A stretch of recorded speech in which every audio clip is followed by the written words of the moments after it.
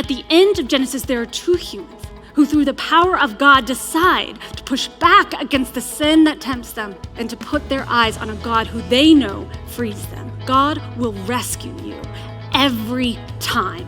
That is what Genesis is about.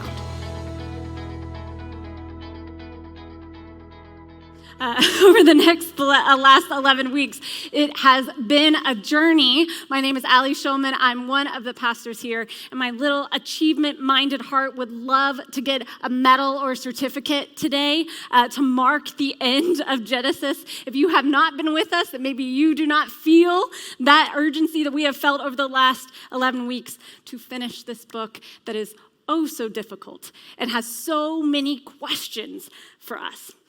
Actually, the number one comment that we got from this series, which I think is humorous, is this I didn't think I'd really like this. That is the number one comment we got, and it told us something. It told us something that, maybe we don't think the Bible, or more specifically, the Old Testament, doesn't have that much to speak to us. And I get it, man, I get it. The Bible is a difficult tool. It is a hard thing to approach the Bible and expect it to do all these wonderful things that you thought it was going to do because that's what they tell you in church. And then you start reading Genesis, and then you think, oh, geez, this is not exactly what I thought. But we hope that maybe the series, by changing your view of Genesis, by understanding that this is a story not about what happened, but about what always happens, that might change your view of what the Bible can do. And we hope that God has spoken to you through the Bible, through Genesis specifically, this series. Maybe God has revealed something about you through this series, because that's what the Bible can do in our lives. It can elucidate parts of our lives that we keep hidden. It can tell us stories about humanity. It can tell us stories about God. But it does take, like anything good in your life, a little bit of effort, a little bit of tools, and a little bit of time to bear with it, to understand the truths that it's trying to tell you. So I thought that we'd start off this sermon, the last one, by doing this brief overview. So I'm going to hold your horses for a minute because the image that's about to come on the screen will kind of make you have a heart attack, but I promise we will bear with it. So this is my favorite overview of Genesis. And this comes from, deep breaths, guys. It comes from the Bible Project. If you have not accessed the Bible Project in your individual study, you are missing out. It is a website that has videos mostly about terms and book overviews, but they started out by drawing cartoons of each book of the Bible. So this is their interpretation of Genesis. I think it's a pretty good interpretation, and I think it's good to have behind me as we're explaining the general framework of Genesis. All right, we know Genesis is in two parts. If you learn nothing else, learn that part. Genesis comes to us in two parts. The first part is chapters 1 through 11. That's sometimes called the primal history or the primeval history. It's basically the Hebrew version of cosmology, which is a very fancy word, but it just means those stories are explaining how the Hebrews viewed the universe. They had to situate themselves and talk about what it meant to be human, what it meant to have a God, what it meant to have land around them. And so they told these stories here in 1 through 11, and those were their precious stories that they held dearly. And they told these in 1 through 11. Now, those stories, if you read them all the way through, can feel a little wackadoo, honestly. And that's kind of important because they are ancient stories that help us orient ourselves to the rest of Genesis. Because the whole rest of Genesis is about one particular family. So, we start in the garden. God makes humans. He endows them with authority to rule over the land. And they take that authority a little too far because they want to be like God, even though God gives them a choice between the tree of life and the tree of good and evil. And they choose the knowledge of good and evil that they might be like God. And suddenly they can't be in the garden with God. And so they leave the garden with God. And then the rest of that story, as you notice that spiral, is that story after story in Genesis 1 through 11, what happens? The humans start to break down. Story after story is this spiral of sin. We go from Cain and Abel all the way down to Noah, and then the bottom, we have Tower of Babel, where humanity literally fractures apart. It can't sustain itself. And so God has to come up with a new plan. And this new plan involves one particular family, Abram's family. He promises this man, Abram, land, a name, and a nation, a multitude of peoples. Now, why? Why would he choose this one family? What is God up to? God tells us, he says, I am choosing you. I am blessing you so that you may be what? A blessing to others. This is God's rescue plan, not just for Abram's family, but for all of creation. He saw what happened up there in Genesis 3, and he said, we are going to fix this. I'm going to choose this family, and they are going to bless everyone else around them. So we leave Genesis 12 feeling pretty hopeful. Great, this is going to work out. This is going to work out great, and surely this Abram guy, way better than everyone else in Genesis 1 through 11. And then we get like not even one chapter in, and Abram starts to make some mistakes. There's this awkward encounter in Egypt where he tries to pass off his wife as his sister and leads to all this little situation that's just uncomfortable. And then Abram ends up sleeping with Hagar, who's given to him because he doesn't quite choose the right situation to trust in God. And suddenly, this man does not seem as faithful, as trustworthy, as deserving to be blessed by God. And the cycle kind of continues, much to our dismay. It continues from Abraham to his son Isaac, and then Isaac to his son Jacob. If you remember the story of Isaac and Jacob and Esau, Jacob deceives his father, who his father is trying to deceive him. And it's this complicated triangle where no one ends up unscathed.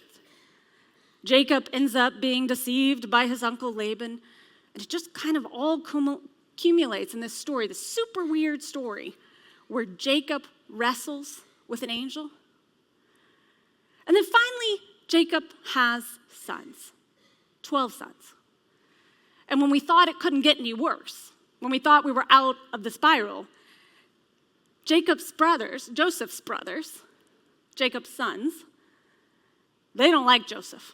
This theme of favoritism has wound its way into this family, and they know that Joseph is the favorite son. He's the favorite son of Jacob's favorite wife, Rachel. And so they scheme, they make this plan very much like their father who deceived their grandfather. And they say, okay, we're going to kill him. But then they don't kill him. And then they throw him in a pit. But then they decide, look at the opportunity. There's some slavers coming by. We'll just sell him into slavery. But we're going to tell our father that he's dead. And Joseph gets sold into slavery in Egypt.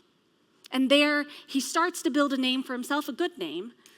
But then when he's in a household, Potiphar's wife sells him out and he ends up in prison. And that, my friends, at the bottom of the pit of despair is where Stephen left us last week with Joseph. You see, we've worked our whole way through Genesis, and it still is this spiral going downwards and downwards and downwards. We haven't gone up yet. These people are not worthy of God's blessing. Joseph is in prison, and suddenly the story begins just briefly to shift.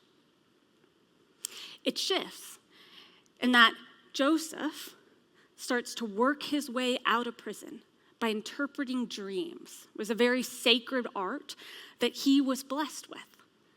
Eventually, there were some detours there, but eventually he gets to this place where he is in Pharaoh's court. and he interprets dreams correctly. You may know the children's story where he predicts that there will be 7 years of abundance and 7 years famine in the land, and he advises Pharaoh to save during those 7 years of abundance. And Pharaoh does, and he is so grateful to Joseph for saving his people that he promotes him to be second in command. And what happens then, except that the brothers, they're now in a land of famine. And so they come to be with Joseph. They don't know he's Joseph.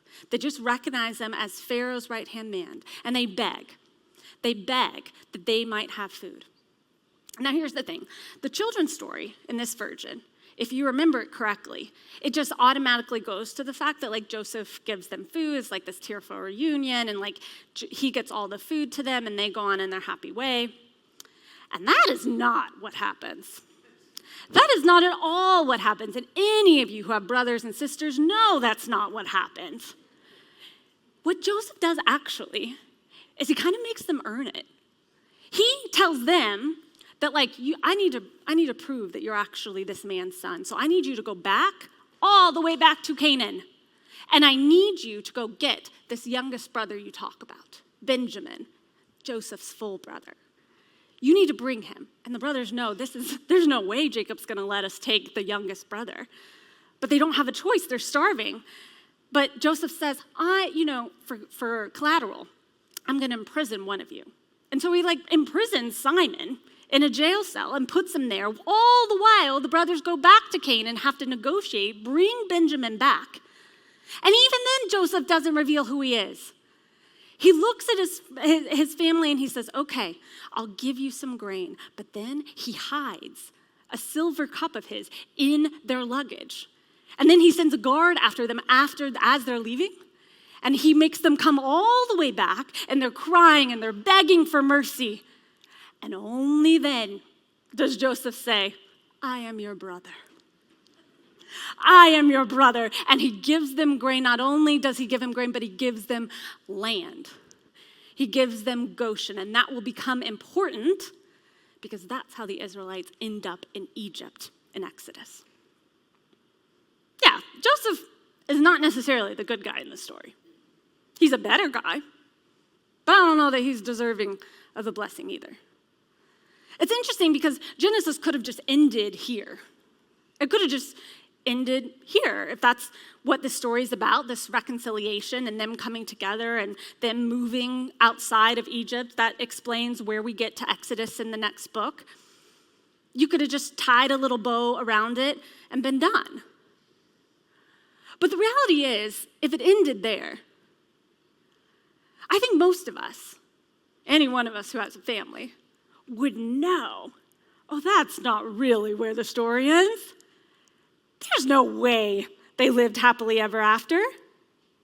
Do you know how hard it is to forgive your family?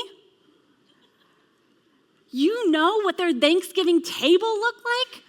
They're sitting there, and someone brings up the Menendez brothers and their punishment that they're resentencing, and Simon says, well, I think the crime should fit the punishment. And Joseph says, hey, do you remember that time when you sold me into slavery? What punishment did you get? And Simon says, that's rich for coming to you. Do you remember when you made us risk our lives and go back to Canaan twice in order to free us? Do you remember that? It did not end happily. Not after that. There's no way. I know it didn't. Because a dysfunctional family is a family with more than one person in it. And their family had 12 sons. Look, there was a pattern in their family, a pattern that wove throughout all of their generations, a pattern that made its way down into these brothers. The reason that I know that this didn't end happily, jealousy, greed, and in their case, favoritism and sibling rivalry, it all seeped down into how they interacted with each other. The patterns of sin, they're passed down from generation to generation.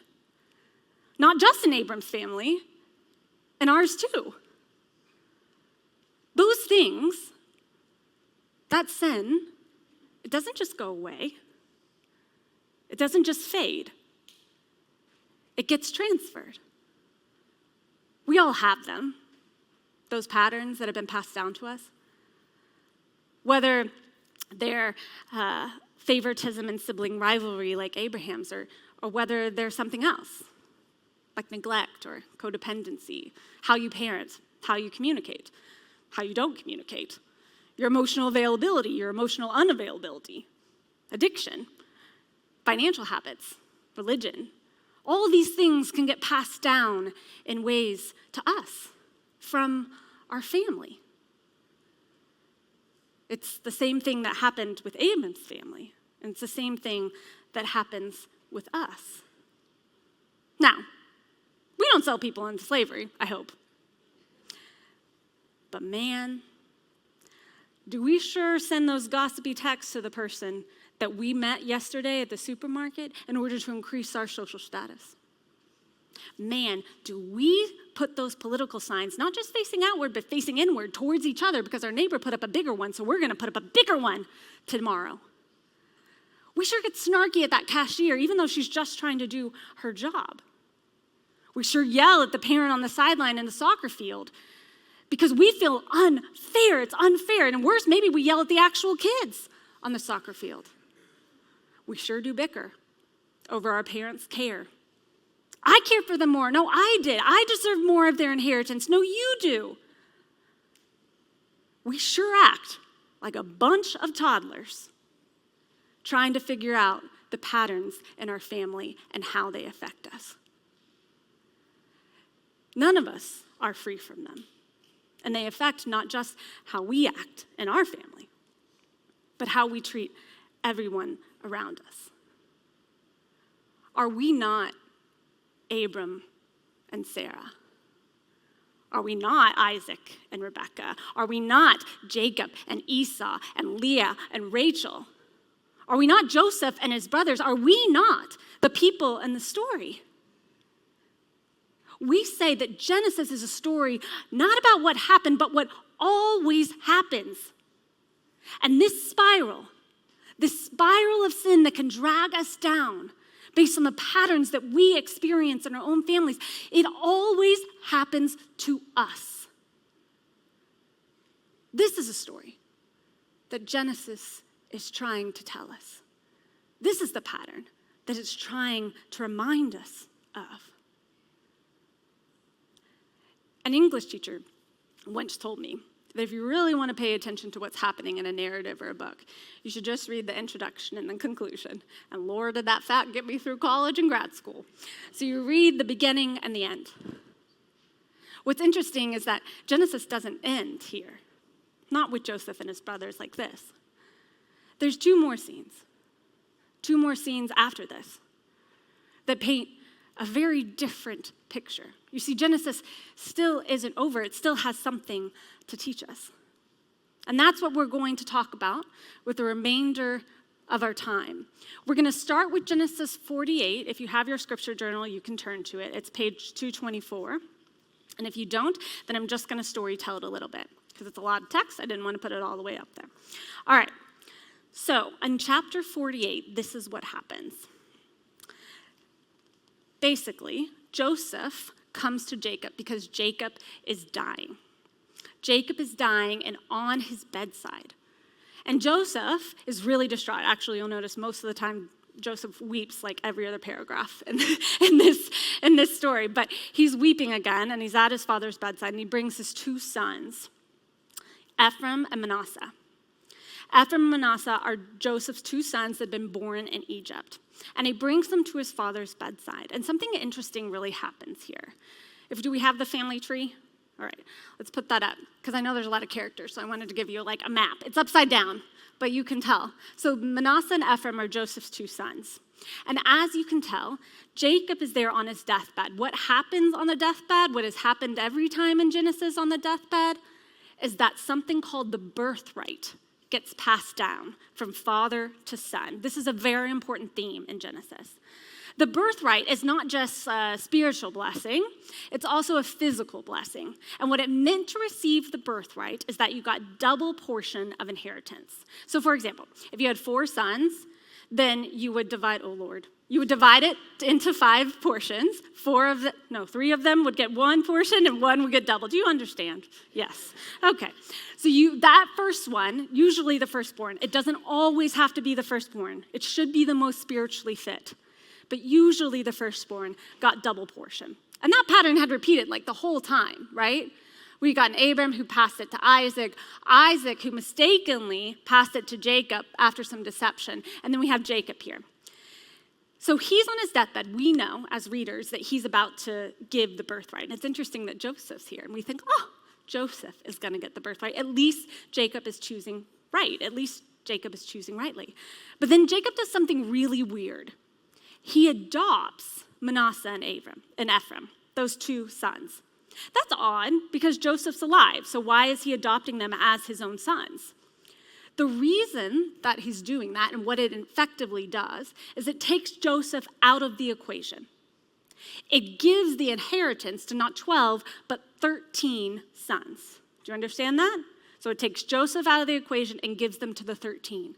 And it splits the double portion of the birthright from double to 1 to Ephraim and 1 to Manasseh. In that one small blessing, it's very subtle, Jacob changes a pattern in his family that has existed from generations. A pattern that caused so much strife and anger and sin and bitterness. This idea that there was a favorite child, and he says, no, I'm going to stop that here. All 13 of you get an equal portion. There is no longer a favorite. I'm no longer subject to that spiral of sin. Something has to stop here. This may run in my family, but it runs out here. He changes the dynamic. Why? Why does he undo that blessing? Why doesn't he just bless Joseph and give him all of it? And he chooses not to. There's a blessing that Jacob then gives to Ephraim and Manasseh through Joseph. And I'm going to read it to you because I think it tells us exactly what's at stake here, why Jacob makes this change.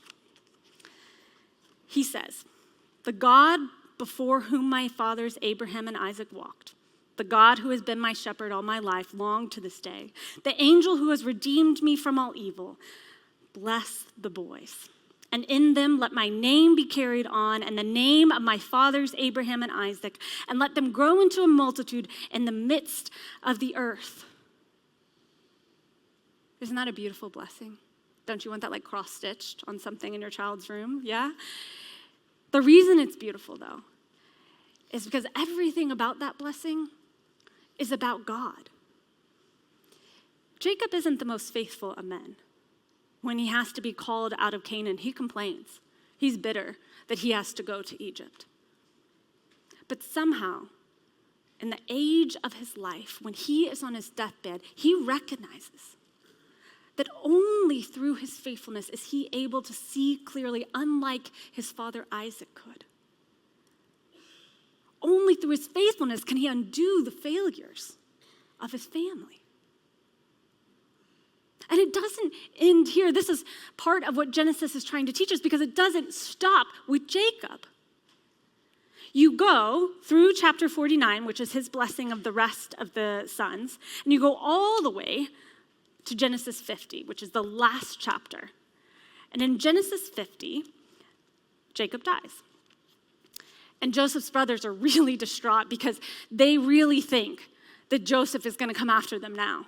They knew that while Jacob was alive, it was fine. They were okay. They were covered.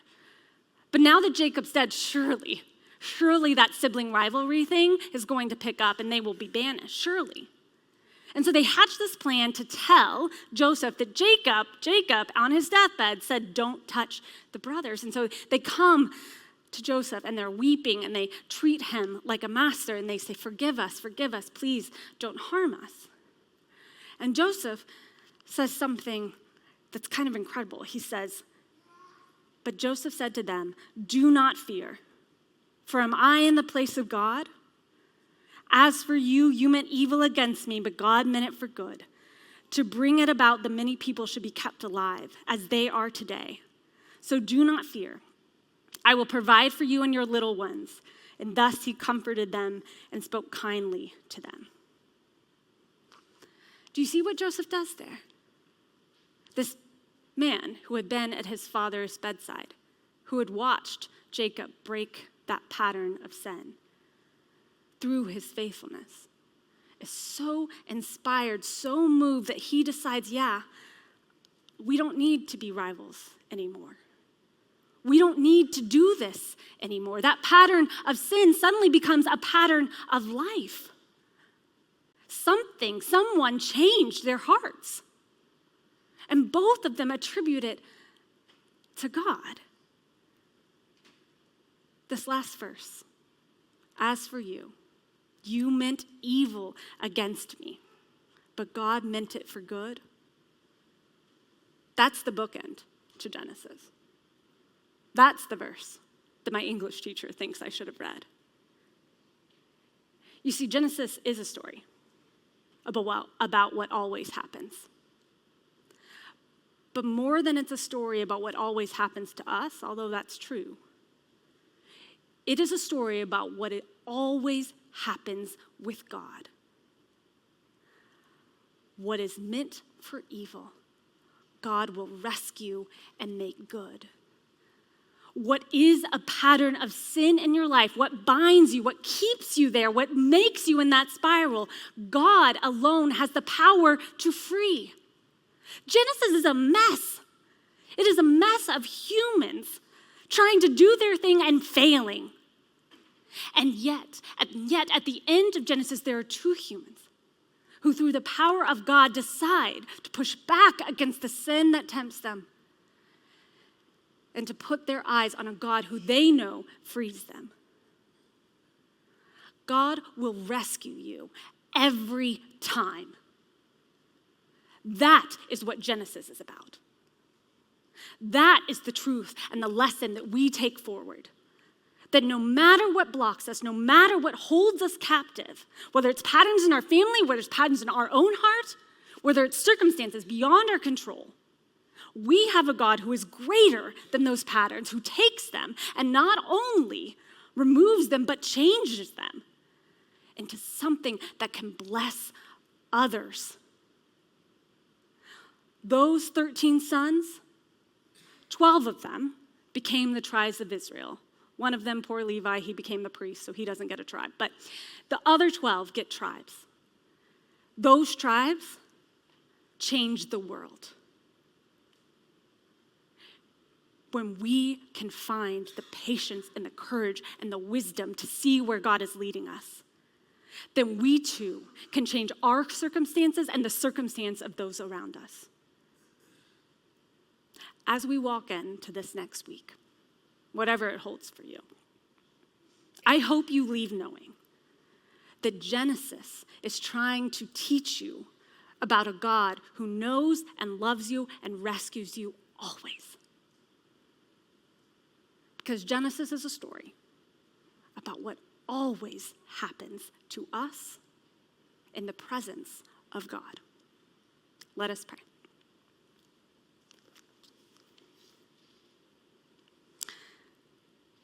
Holy and precious God, God of Abraham and Isaac and Jacob, God of Sarah, and Leah and Rachel and Rebecca. God, you have been faithful to us even when we weren't faithful. We work with you as partners, but ultimately your goodness trumps all. Rescue us from our patterns of sin. Turn them into patterns of life. Help us know that it is you who interacts in our life, you who are a presence of good. Help us to see you and know the truth, that we might walk more boldly, more faithfully in the world that you have given us. Amen.